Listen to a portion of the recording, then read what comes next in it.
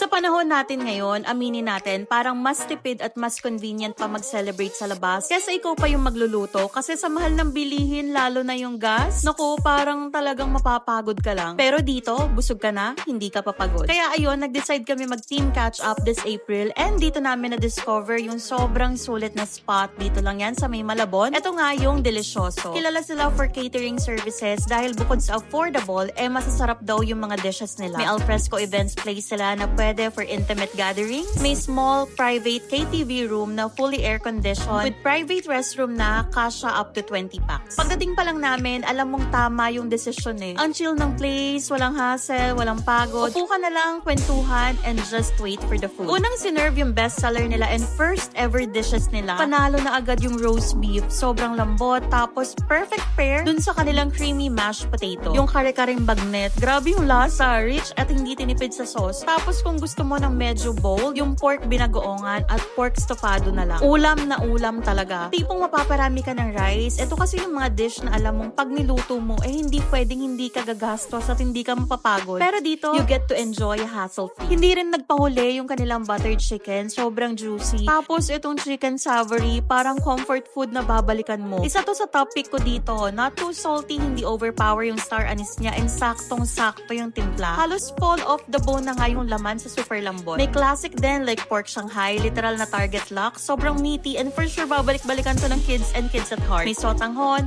at laing na swak sa rice. Alam nyo itong laing, not the usual na makikita mo sa mga catering services. Kaya it's nice na may ganitong options sila or choices sila na ino-offer sa mga customers. Isa nga sa pinaka nagustuhan namin, yung rellenong bangus. Flavorful, hindi dry, and sulit bawat serving. Tapos yung grilled pork loin with creamy sauce nila, sobrang satisfying. Isa nga to sa mga gone in 1 minute sa mesa. Habang nag-enjoy kami, mas lalo namin na-appreciate yung food nila. Everyone agrees that hindi sayang yung pinag-ambagan namin for this and nakatipid pa ng konti dahil may mga promos nga sila this April. Imagine, may happy hours sila everyday. May isang bucket ka na plus choice ng pulutan, sulit na sulit for chill catch-up. Lalo na dito sa kanilang private KTV room na pwede kayong mag-video okay or mag-sound trip, ganon habang kumakain. Tapos kung may birthday pa sa inyo, may less 200 pesos ka na sa total bill plus may free tiramisu or cake graham ka pa. Parang automatic may celebration ka na, diba? Kahit small business, kaya kang bigyan ng complimentary cake. Kung VIP booking naman kayo, like itong sa amin, less 200 pesos, may free 1 hour extension pa. Perfect talaga kasi sure na mag-e-enjoy kayo and hindi nyo mamamalayan ng oras. At ito pa, trinay namin yung bago nilang dessert, yung cheesy saging con hielo and special mais con hielo. 180